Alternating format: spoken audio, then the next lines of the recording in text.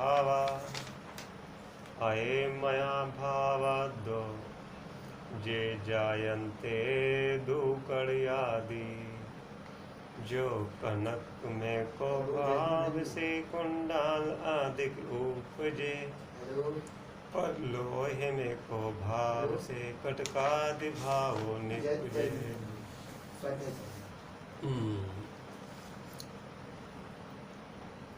कर्ता कर्म अधिकार है। 103 नंबर की गाथा है। 130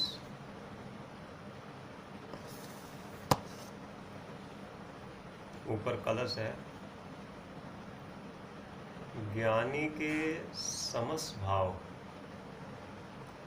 ध्यान से रचित होते हैं और अज्ञानी के समस्त भाव अज्ञान से रचित होते हैं। ज्ञानी अपने ज्ञान स्वभाव का उल्लंघन नहीं करता, क्यों? वो स्वभाव उसमयी है। उस गर्व से उसका स्वभाव व्यापक है, तन में है। कितने भी प्रतिकूल बाधक हों तो भी प्रत्येक दर्व अपने स्वभाव का, गुणों का, उनके कार्यों का उल्लंघन नहीं करता। जीव दर की तो बात है ही, धर्म अधम आकाश काल भी अपने जड़त पने का उल्लंघन नहीं करता। क्यों? उस स्वभाव से उस दर की सत्ता स्थापित है। उस स्वभाव के कारण दर त्रिकाल मौजूद रहता है, अखंड रहता है, उसके स्वभाव के कारण। सही। हाँ, उसका जो मूर्ति गलन पूरन ईश्वर गणवन स्वभाव है।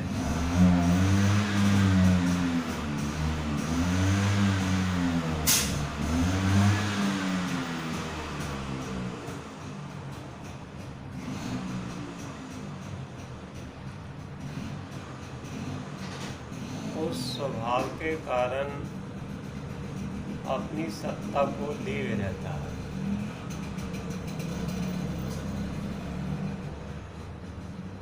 भले ही वह दर्व किसी अन्य पर्याय रूप हो जावे, लेकिन उन पर्यायों में भी उस दर्व का जो निश्चित नियत निरपेक्ष जो स्वभाव था वो उन पर्यायों में भी बरतता है।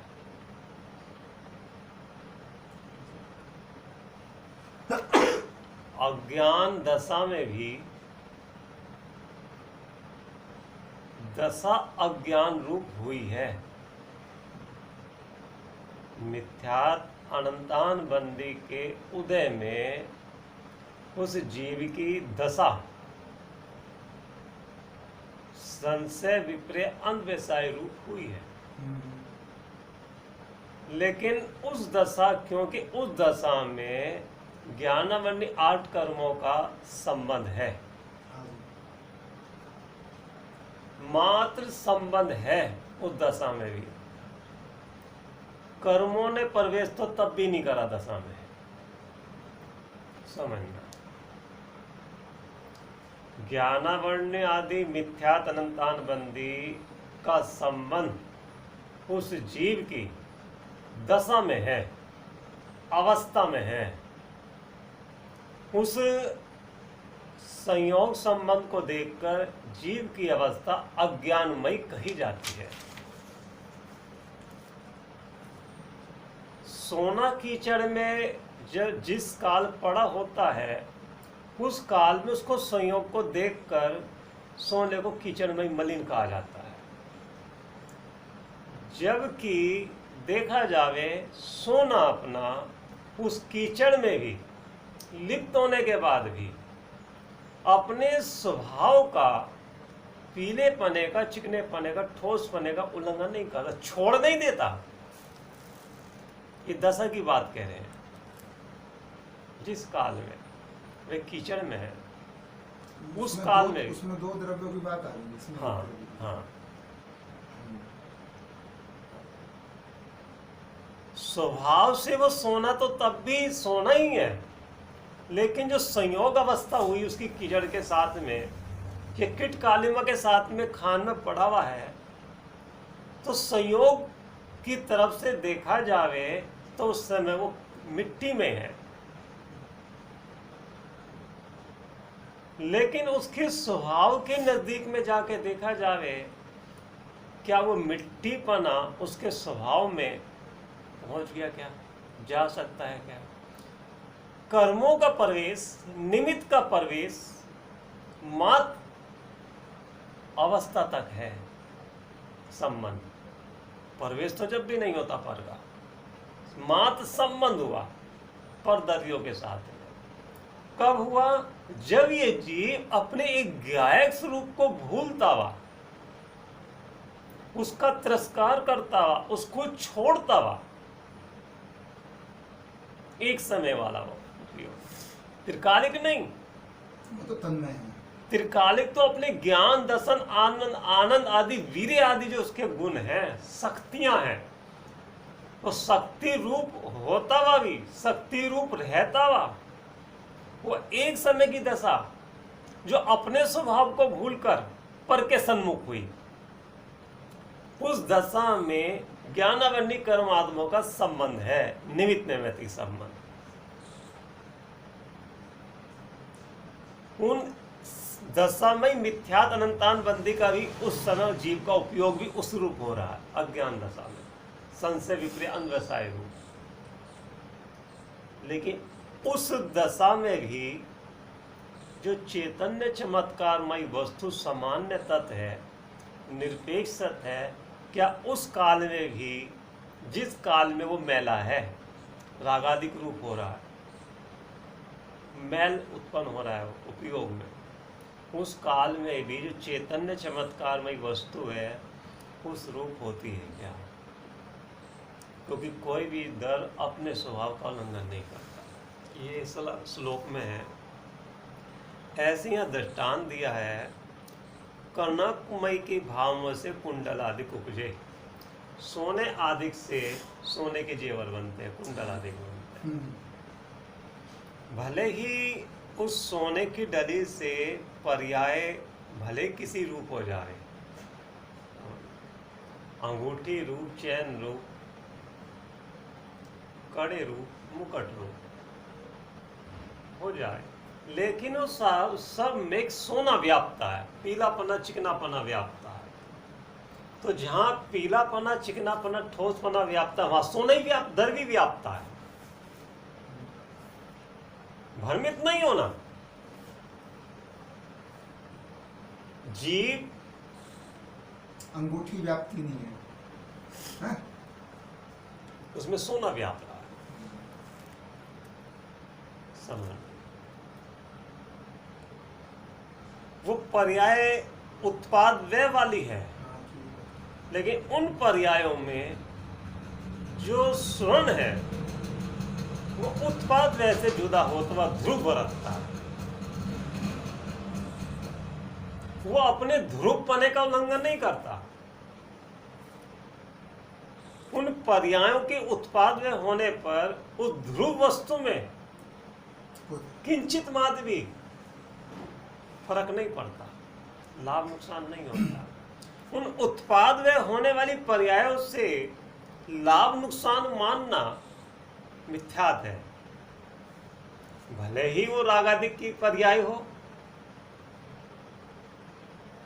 जो शरीर आदि के प्रति उत्पन्न होती है, भले ही वो पर्याय स्वरूप के सन्मुख वाली हो, भले ही वो पर्याय स्वरूप के सन्मुख होके उससे आलिंगन करके इसका स्वाद पर कर निर्बल दशा प्रकट हुई हो, लेकिन ध्रुव वस्तु तो ध्रुव वस्तु ही है।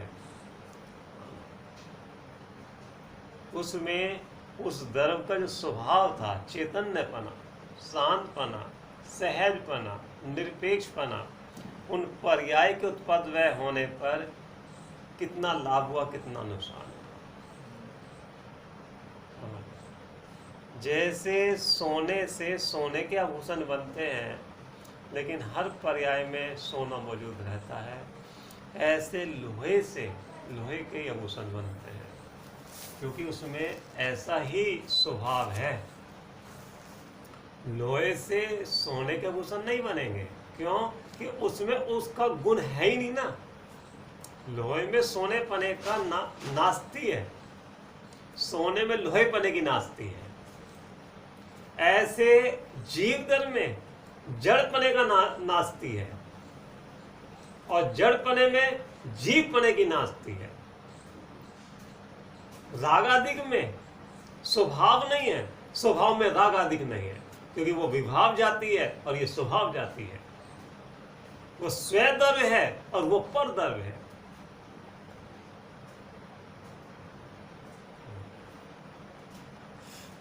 ऐसे यहाँ ये जो कह रहे हैं, जैसे स्वर्णमयी भावों में से स्वर्णमयी कुंडल इत्यादि भाव होते हैं,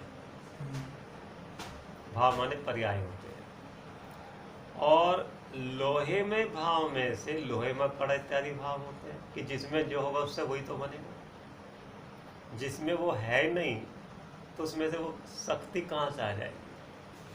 आप समझो ना भाई, जिसमें जो है ही नहीं उसमें से वो चीज आ सकती है क्या? जब जड़ में जड़तपना है, उसमें सुखपना नहीं है। कि सुखपना चैतन्य में ही होता है, जड़ में नहीं होता। तो जड़ में से फिर सुखपना कैसे आ जाएगा? इंद्रियों में से निराकुलता कैसे आ जाएगी? विकल्पों से निराकुलता कैसे आ जाएगी?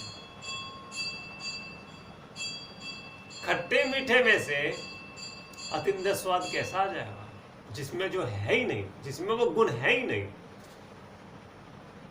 मिश्री में से मिठास आती है तीन काल में, वो मिठास मिश्री का उल्लंघन नहीं करती, भले ही वह मिश्री की पर्याय किसी रूप में चली जा रहे, किसी भी संयोग में चले जा रहे। लेकिन मिश्री में से, शक्कर में से सारी जितनी भी क्या नाम पर्याय बनेंगी, वो सारी शक्कर में ही होंगी। उस मिठास पने का उल्लंघन नहीं करती किसी भी काल में। अगर वह अपने स्वभाव का उल्लंघन करे, गुण अपने स्वभाव का द्रव्य का उल्लंघन करे, गुणों के परिमाण अपने द्रव्य का उल्लंघन करे, तो वस्तु नष्ट हो रही पर के कारण। तो वस्तु अपने जो अपने से ही, जो वस्तु अपने से ही सिद्ध है, स्वतः सिद्ध है, स्वयं सिद्ध है, अपने आधार से टिकी हुई है, अपने अस्तित्वकाल अस्तित्व को लिए हुए है, वह वस्तु अन्य द्रव्य के संयोग से, ये निमित्त से जड़तपना कैसे नष्ट कर देगी, चेतनपना कैसे नष्ट कर देगी? हो ही नहीं सकता जब तक प्रभु ये तेरे को इसका पक्का निर्णय नहीं होगा ज्ञान में कि रेगिस्तान में से जल नहीं होता। तो घूमता है, रेगिस्तान में जल नहीं होता, वहां रेत ही रेत है, उसमें से जल नहीं आ सकता। ऐसे ही बाहर से दिखने वाली वस्तु में सुख नहीं आ सकता, क्योंकि बाहर में दिखने वाली वस्तु क्या है? और तो उसमें सुख मानकर, सुख की कल्पना करके झपट्टे मारता, ये मेरा, ये मेरा, ये मेरा, इसमें सुख आता है, इसमें सुख आता है, इसमें सुख आता है। सुख तो प्रभु सुख स्वरूप में से आता है, निरंतर आता है। एक समय की पर्याय को संबोधन किया जाता है। हाँ, एक ही समय, द्रव्य तो त्रिकाल जो है वो हाँ, एक एक समय की जो पर्याय है, जिसमें ज्ञानावन्य कर्मों का निमित्त है, शरीर आदि के साथ में एक छेद संबंध है, और उसी एक समय की भूली हुई पर्याय अवस्था में ही राग आदि भाव व्याप्त है। ये सारे संबंध जितने भी हैं इन पर्यायों में है। लेकिन इन सारे संबंध होने के बावजूद भी द्रव्य का किसी के साथ कोई संबंध नहीं है, क्योंकि पर द्रव्यों का प्रवेश स्वभाव में नहीं होता। स्वभाव में तो स्वभाव के जो गुण पर्याय हैं उनका स्वयं स्वामी संबंध। उसमें वे व्याप्ति हैं, एक दूसरे का चुम्बन करती है, ऐसे लिखा है शास्त्र में, आलिंगन करती है, आलिंगन करती है। व्यापक व्यापक संबंध है, स्वयं संबंध है, कर्ता कर्म संबंध है। आप ये समझना। और पर्यायों में भी, ये तो धर्म की बात कही, जो भूली भी जो कहना अवस्था है जीव की अनादिकाल से चल रही है, अपना जो एक ज्ञाय भाव शांत भाव है उसमें भी तन्मय रूप। उसमें भी ज्ञानानि कर्मों का कर्ता कर्म संबंध नहीं है, स्वयं संबंध नहीं है, शरीरादिक का, रागादिक का, नो कर्म का, उन भूली हुई अवस्था में भी उनका मात्र निमित्त नैमित्तिक संबंध, एक छेद का संबंध, संयोग संबंध, उसमें भी किसी के साथ में स्वयं संबंध नहीं है। अब समझो, जब धर्म में भी नहीं है तो धर्म की जो भूली हुई अवस्था है, वो जो एक परम पानी भाव है, उस परम पारणमिक भाव में तो किसी के साथ कोई संबंध है ही नहीं। और उसको भूलकर, त्रिकालिक को भूलकर, अनादि निधन परमेश्वर देव अपना स्वयं देव है, चिन्मति देवा, चिंतामणि देवा, उसकी भूली भी जो अवस्था, एक एक समय की नारद देव मनुष्य आदि जो अवस्था है, समझना, उसमें भी स्वयं संबंध नहीं है, परद्रव्यों का, क्षेत्र का, काल का, परद्रव्य का, उसमें भी स्वयं संबंध नहीं है। परद्रव्य का। अगर उन पर्यायों में भी स्वयं संबंध हो जावे तो पर्याय कभी शुद्ध नहीं हो सकती। उनमें भी क्षणिक संबंध है, निमित्त नैमित्तिक संबंध है, कर्मों का, शरीर का एक छेद का संबंध है, राग आदि का अनित्य संबंध है, अनित्यतात्मक संबंध।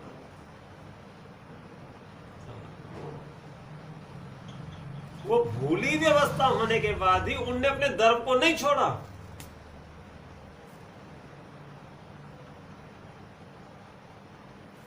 ऐसा यहां कह रहे हैं, धर्म के साथ में अब भी वो उसका संबंध है, भले भी भूली भी हो। वो चारु तो दत्त उसका आधार कहा जा सकता हाँ, आधार है, आधार है। ये चारु दत्त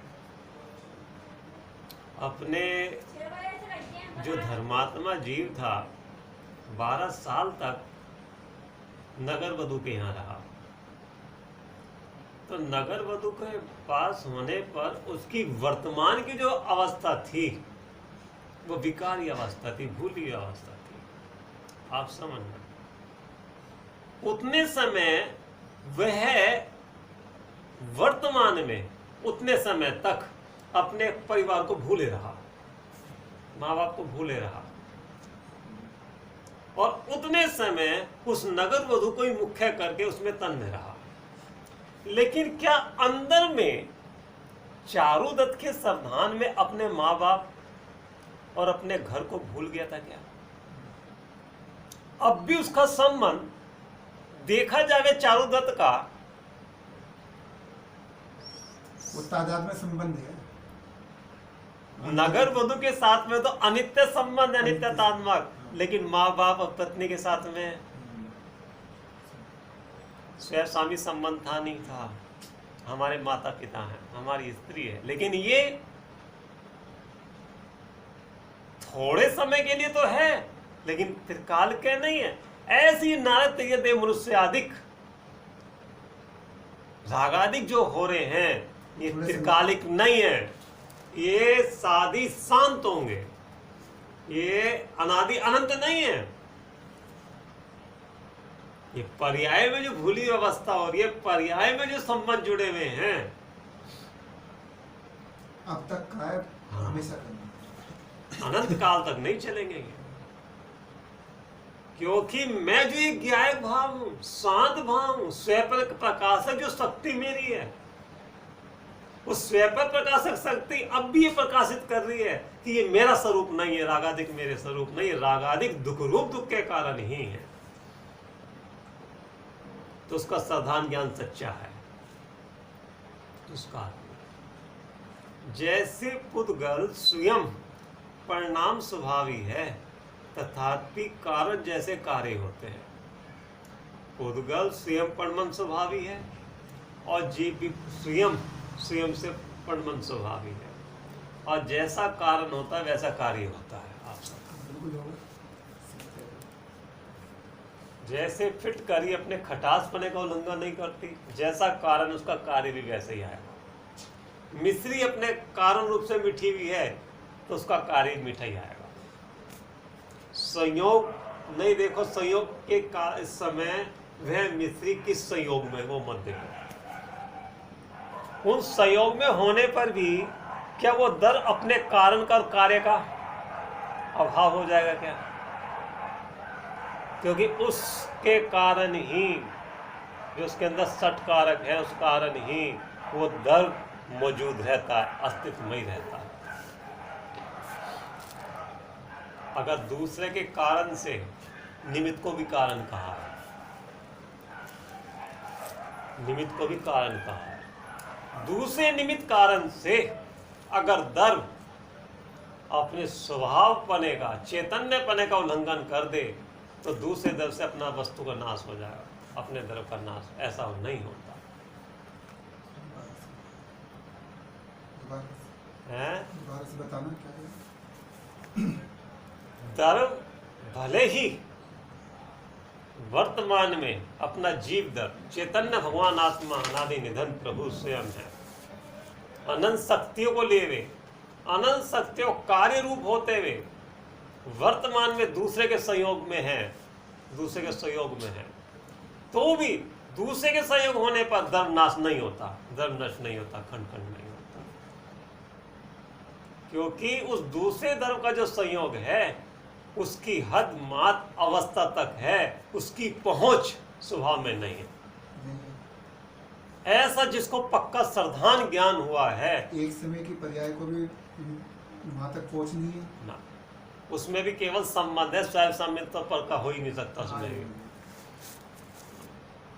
ऐसा ये जो कहा कि निर्विकल्प बने आत्मा का दर्शन कर, तो वो उपचार का था ना, मतलब कहीं ना पर्याय की बात नहीं, क्योंकि वो जो है, हाँ पर्याय में कहीं होगा, पर्याय के नहीं, क्योंकि ज्ञायक धारा जो है अनादि अनंत को उसको घेरे हुए है, हाँ, तो उसका एक समय की पर्याय को टच करें, उसको गौण करके, उसका तिरस्कार करके, वही पर्याय, भूली भी पर्याय अपने द्रव स्वभाव का कहना आश्रय करे, उसकी उग्रता करे, उसकी महत्ता देखे, उसको सारे जगत से अधिक देखे। लिखा इसमें उदाहरण आया है कि जैसे वो जल, इसमें समय साल में उदाहरण आया है, वो जल अपने प्रभा से, समूह से ढाल पर हटकर अन्य किसी गड्ढे आदि में चला जावे तो वहां मलिन होने लगता है रुक कर, और अगर उसका जल का ढलान बना दिया जाए तो वो जल समय भी स्वतः ही अपने समूह में जाके मिल जाएगा। तो जो जल समूह रूप बहरा है और जो जल अलग अलग रुक गया, उस जल में और जल में कुछ अंतर है क्या? नहीं। मात्र इतना ही है कि वो जल अपने समूह से अलग हटकर पर के संयोग के कारण मलिन दिख रहा है, लेकिन वो जल भी मलिन नहीं हुआ, क्योंकि इसके साथ उसके साथ में स्वयं स्वामी संबंध है, उस समूह के साथ में, और ये जल रुका हुआ है पर के संयोग का होकर मलिन हुआ है, इसके साथ में स्वयं स्वामी संबंध नहीं हो सकता। समझना, पर का संबंध, पर द्रव्यों का संबंध निमित्त जो है वो निकट में तो संबंध बना सकता है, अंदर उसके प्रदेश में संबंध नहीं बन सकता। स्वयं स्वामी संबंध अवस्था में भी कह रहे हैं, इतनी अपने द्रव्य की क्वालिटी इस प्रकार की है, तो जानता नहीं अपने द्रव्य को तेरी क्वालिटी किस जाति की है। इतना अद्भुत में अद्भुत अपना पदार्थ है, तभी तो कहा रे निगोद की पर्याय में जाने के बाद भी तेरा जीव दर निगोदिया नहीं हो गया। जिनकी ज्ञान के नेत्र, ज्ञान की दृष्टि खुली हुई है और गर्व से अपने आत्मा को देखते हैं, तभी तो कहा आचार्य भगवंतों ने, किस नय से इसको संसारी कहूं मैं। सभी संसारी जीव, चाहे वो आर्यन सिद्ध वाले हों, चाहे निगोद के जीव वाले हों, मेरे को सब भगवान आत्मा ही दिखाई देते हैं। तो वर्तमान में उनको उन्होंने क्या देखा? भूली हुई भटकी हुई अवस्था में ही तो देखा उन भगवान आत्मा को। तो उस भूली हुई अवस्था में भी भगवान आत्मा है, बिल्कुल ये वो भी मलिन हो गया क्या? नहीं उसका। और वो भूली हुई अवस्था का संबंध संयोग में है कि उसके स्वभाव में है? संयोग में। तो संयोग बने रहेंगे कि हट सकते हैं? संयोग। क्योंकि उन संयोग का संबंध क्षणिक ही होता है, त्रिकालिक कभी नहीं होता, चाहे वो भूली हुई अवस्था भी हो। उस पर अपेक्षाकृत जो है वो आ गया, मतलब अपेक्षा आ गई ना, कर्म की अपेक्षा कर दो उसको जो। लेकिन वो कर्म की अपेक्षा भी उस निकट है, उस अवस्था में ही है, स्वभाव में नहीं है। और उस अवस्था में भी दर्द के साथ संबंध है, स्वामी संबंध है। उस भूली अवस्था में भी हाँ। उस चैतन्य चमत्कार में जो दर्व है, ठोस वस्तु, उसके साथ में अभी स्वामी संबंध जुड़ा हुआ है। किसका? उस भूली अवस्था में भी किसका जुड़ा हुआ है संबंध? स्वामी संबंध। उस भूली अवस्था में भी उस दर्व के साथ में स्वामी संबंध है, लेकिन संयोग के साथ में स्वामी संबंध नहीं है। नहीं, स्वामी संबंध उस भूली अवस्था का, धर्म के साथ में भूली अवस्था का। हाँ, नहीं, स्वामी संबंध त्रिकाल है या क्षणिक कह सकते हैं? त्रिकाल है, त्रिकाल है। अब वर्तमान में नारद तिर्यन देव मनुष्य आदि जो पर्याय है, जीव मिथ्यात्व रूप प्रमाण कर रहा है, समझना। तो इस अवस्था में भी त्रिकालिक संबंध है कि नहीं? उस भूली अवस्था में त्रिकालिक है कि नहीं है? क्षणिक पर्याय का स्वामी संबंध कैसे करते हैं? उसमें त्रिकालिक है या नहीं है, ये कहना चाह रहे हैं। उसका स्वामी संबंध उस पर्याय के साथ में कि संयोग के साथ में है? संयोग का तो बिल्कुल ही खत्म है, वो संयोग की तो क्षणिक बात ही- संबंध है, लेकिन पर्याय के साथ में उसका स्वामी संबंध, ठीक है, वो अनित्य है पर्याय, लेकिन संबंध उसका अनादिकाल से था कि नहीं है? उसमें से तो निकल के आई वो पर्याय। यहाँ कह रहे उसके दर के साथ तो उसका संबंध है, उस पर्याय का, भूली हुई पर्याय का भी, लेकिन संयोग के साथ में स्वामी संबंध नहीं है, निकट का संबंध है। स्वामी संबंध नहीं, इसको समझना आया। समझ में आप समझो ना आप। हाँ। उपयोग को ना, आप उपयोग एक समय उपयोग में एक जैसे समय कहते का हैं जो कर्म चेतना ज्ञान चेतना अनादि से चली हुई आ रही है, हाँ। वो तो बात ठीक है। उस चेतना पर का- कर्म चेतना का स्वामी संबंध है। कर्म चेतना का नहीं कह रहे, अभी जो वर्तमान में अपनी जो एक एक समय की अवस्था है, हाँ जी। इसका संबंध त्रिकालिक के साथ में है कि कर्मों के साथ में संबंध जुड़ वो गया? तो त्रिकाली के साथ ही कहा जाएगा। कहा नहीं जगह है, अच्छा। वो त्रिकालिक की ही है, लेकिन त्रिकालिक को भूल के है। यही पर्याय त्रिकालिक को ही आश्रय करके क्यों कहा? ठीक है, इस व्यक्ति नहीं, से आप कह सुनो दिया। ना, नहीं सुनो, इस भूली हुई अवस्था में भी त्रिकालिक मौजूद है कि नहीं है? है। है या नहीं है? जोर से कहो। बिल्कुल है हाँ। तो किसके साथ में संबंध होगी ना? त्रिकालिक के साथ में संबंध इसका, भूली हुई अवस्था में भी, ठीक है। क्योंकि इसमें त्रिकालिक व्याप रहा है, चैतन्य चमत्कार व्याप रहा है, परम पानिक भाव रहा, लेकिन ये पर्याय उस परम पानिक को भूली भी है। सामान्य विशेष कह दिया, हाँ, पर ये ऐसा विशेष नहीं कहा। है? इसको ऐसा विशेष, सामान्य विशेष तो कह दिया, पर ऐसा नहीं उस कहा। विशेष में भी, भूले भी विशेष पर्याय में भी सामान्य व्याप रहा है। यह तो ज्ञान अज्ञान और अज्ञान अवस्था। हाँ। लेकिन कर्मों के साथ संबंध नहीं है इसका। भाई एक समय के पर्याय का आधार तो है तो त्रिकाली। हाँ, उस एक समय के पर्याय में भी आधार त्रिकालिक को ही बनाना पड़ेगा जब ये निर्विकारी होगी, कहना मतलब ये है। उस काल में भी वो लोहा लोहा ही रहेगा और सोना सोना ही रहेगा, लिखा संयोग में होने पर भी, मलिन होने पर भी, क्योंकि अपने वो सोने पने का उल्लंघन नहीं करता। ऐसे ही पर्याय नरक के जन्म में जाने के बाद भी अपने जीवत पने का उल्लंघन नहीं करता, जीव जीव ही रहेगा, चाहे भले ही निगोद की पर्याय में चले जाए तो निगोदिया हो गया क्या, ये कहना मतलब है।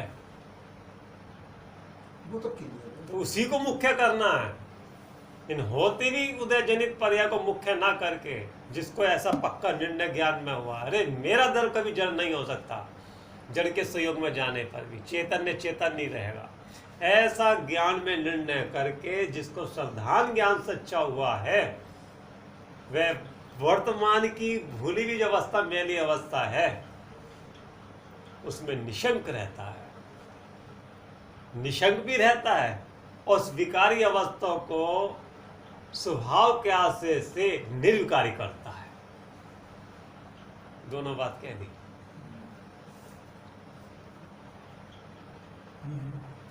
वह शंख समुद्र में मिट्टी खाता हुआ भी अपने उज्जवल पने का उल्लंघन नहीं करता। आया ना इसमें शंख का उदाहरण आया, सर्वविशुद्ध ज्ञात अधिकार में या निजराधिकार में होगा। शंख का उदाहरण कई गाथा है। काली पीली मिट्टी खाता अपने उज्जवल पने को उल्लंघन करता है क्या? क्योंकि दूसरे धर्म का उस धर्म में अशक्य है प्रवेश। वह शंख स्वयं ही अपने उज्जवल पने को छोड़ के काला हो जावे तो बात अलग है, लेकिन दूसरे धर्म से नहीं हो सकता। ऐसी जीव धर्म अपने स्वभाव से ज्ञान दर्शन सुख वाला ही है, दूसरे के द्वारा विकारी नहीं हो सकता। स्वयं अपने को भूलकर विकारी हो तो हो, दूसरे दर से नहीं होता। अगर दूसरे दर से मैं होता हूं, इसी का नाम तो मिथ्यात है।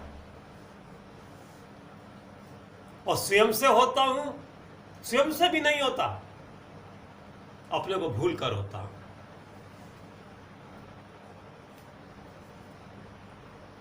ऐसा ज्ञानी, ऐसा जानता हुआ कि पर धर्म में मेरे दूसरे धर्म का प्रवेश नहीं है, मेरे स्वयं धर्म में गुणों में प्रवेश नहीं है, और ये पर्याय वर्तमान में जो ये कहना विकारी हो रही है, इससे मेरी भूल के कारण है।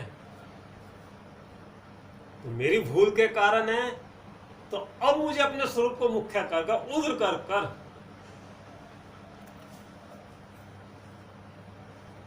ज्ञायक रूप रहना। इसका नाम श्रद्धान ज्ञान आचरण है। ठीक है, वर्तमान में मैली है, लेकिन दूसरे कारण नहीं है, ना और स्वयं से भी नहीं है, अपने को भूल कर है। और तो भी इस वर्तमान में भूली हुई अवस्था में भी मेरे धर्म का कभी नाश नहीं हुआ। अब भी मैं चैतन्य को ले गया, मेरे गुणों का भी कहीं नाश नहीं हुआ। गुण तो अब भी वैसे के वैसे ही हैं, उसी को मुख्य करने पर ही तो गुणों का स्वाभाविक रूपणमन हो जाए। हाँ। ऐसा तत्का निर्णय पहले पक्का हो, अपना धर्म कैसा है, उसकी अधिकता कैसी है, उसकी मर्यादा कितनी है, और वो क्या कर सकता है और क्या नहीं कर सकता, ऐसा अपने पूरे धर्म के बारे में पूरी जानकारी निर्णय हो, तब तो वस्तु की प्राप्ति हो जाएगी। विचार सजानंदी सुदे सर्वमूर्ति अविनाशी में आत्मस्वरूप सजानंद